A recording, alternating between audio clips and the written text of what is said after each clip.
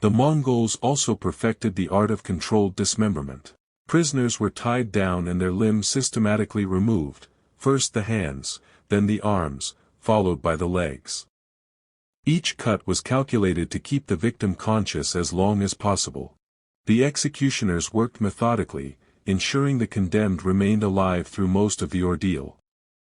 Blood loss, pain, and shock would eventually claim them, but not before the soldiers and onlookers absorbed the full horror of Mongol justice.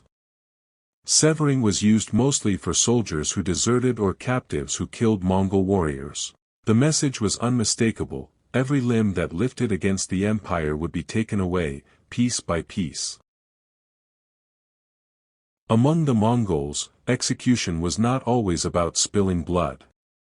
Instead, the Mongols used a terrifyingly calm but effective punishment: death by crushing under carpets or felt. This method was simple, efficient, and cruelly symbolic. It showed that even those of the highest status could be destroyed without a single drop of blood being shed. The condemned person was bound tightly, wrapped in layers of thick felt or carpets until they could barely move or breathe. Then, soldiers, sometimes even horses, were ordered to stand, sit, or trample on the bundle.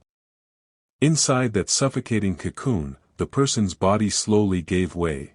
The weight crushed ribs, collapsed lungs, and ruptured organs. Each exhale became shallower until breathing stopped entirely. The death was silent and private, yet its message was loud enough to echo across empires: the Khan spares no one. This form of execution was used deliberately for nobles because Mongol tradition, and in some cases local custom, forbade shedding royal blood. Killing them without blood was considered both respectful and strategic. It preserved the sanctity of their body while removing them permanently from the world, an almost ritualistic balance between politics and brutality. In one case, a Persian noble was wrapped in felt and trampled to death under horses as a warning to others who considered rebellion. It was also an instrument of execution. When someone committed a grave offense, betrayal, desertion, or defiance, the Mongols used spine-breaking or trampling as a punishment that merged practicality with symbolism. In this method, the condemned was forced to the ground, face down, arms tied behind their back. A mounted soldier would then ride over the prisoner, pressing the full weight of the horse down upon their spine. The first pass crushed ribs, the second snapped vertebrae. By the third, the body often went limp. Sometimes the process was made slower. The victim was pinned under heavy weight, such as stones or wooden beams, while soldiers added pressure gradually. The purpose was not always immediate death. Sometimes it was paralysis followed by a slower end through internal bleeding or suffocation. Witnesses described the sound as unforgettable bones cracking beneath hooves, followed by silence. The Mongols often performed such punishments publicly, especially in military camps, as warnings against disobedience. The visual of a powerful warrior crushed under the same animal that made Mongol conquest possible served as a brutal reminder: the empire rewards loyalty and destroys weakness. Impaling stands among the most brutal methods ever recorded under Mongol authority. The condemned is stripped, bound, and forced upon a sharpened wooden or metal stake. The stake, often greased to ease penetration, is driven through the body vertically, from the lower torso upward, emerging through the chest, shoulder, or even the mouth. The victim is then raised upright, leaving the stake anchored in the ground. Death is slow, sometimes taking hours or even days. The Mongols don't always kill swiftly, they let the agony serve as a visible warning.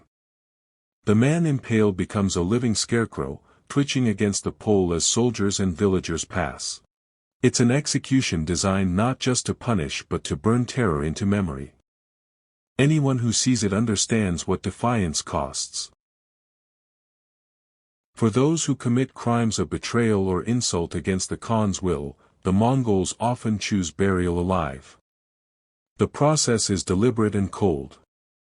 The victim is forced to dig their own grave, or sometimes, their captors prepare it while the condemned watches in silence. The individual is then made to kneel within the pit, hands bound tightly behind their back.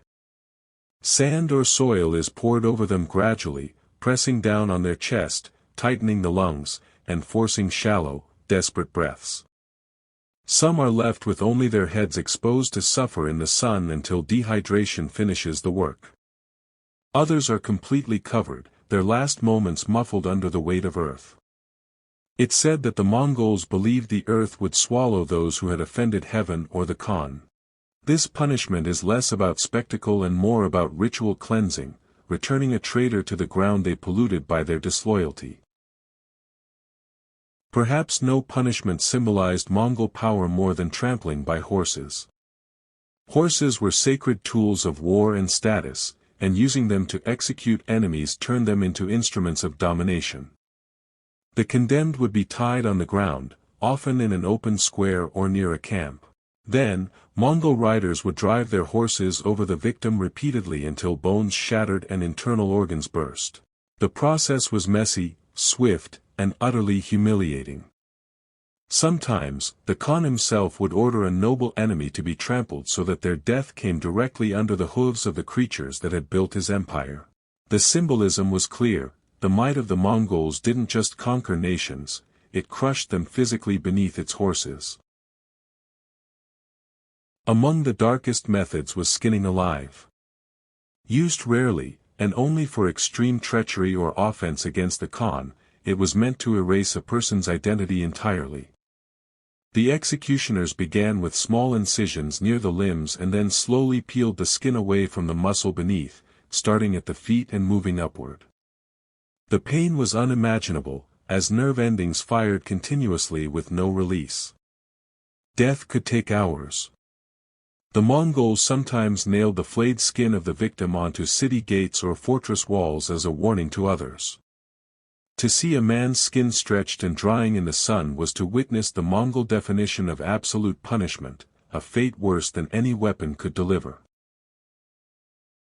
A punishment that sounds mythical but is documented in several Persian and Chinese chronicles involved molten metal, usually silver or lead, being poured into the mouth, eyes, or ears of the condemned. This was reserved for treasurers, tax collectors, or governors who were caught stealing from the Khan's wealth. The method symbolized poetic justice: they had stolen silver, so silver would end their lives. The molten metal instantly destroyed internal tissues, burning through the skull and throat, producing a violent death in seconds. It was both literal and symbolic, a statement that greed would consume itself. When Mongols wanted a punishment to last longer, days instead of moments, they used starvation or dehydration. Prisoners were confined in small cages or tied to wooden poles in the steppe with no access to food or water. The vast emptiness of the plains ensured that they were left alone to die under the relentless sun. Their tongues swelled, their skin cracked, and hallucinations blurred their sense of time. Death was not quick, but that was the point. It was a slow erasure of life that matched the slow disappearance of those who defied Mongol law. This was a common battlefield punishment for deserters and captured spies. The victim was tied to a horse's tail or a rope attached to its saddle and then dragged across the dirt or rocky ground until their body tore apart.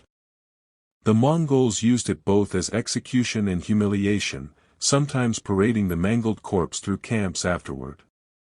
It was a clear statement: those who tried to run from the empire would meet their end under its speed and dust. Each of these punishments was not random brutality but deliberate policy. The Mongols used terror as a weapon as efficiently as they used bows or siege engines. Their cruelty wasn't senseless, it was strategic, psychological, and absolute.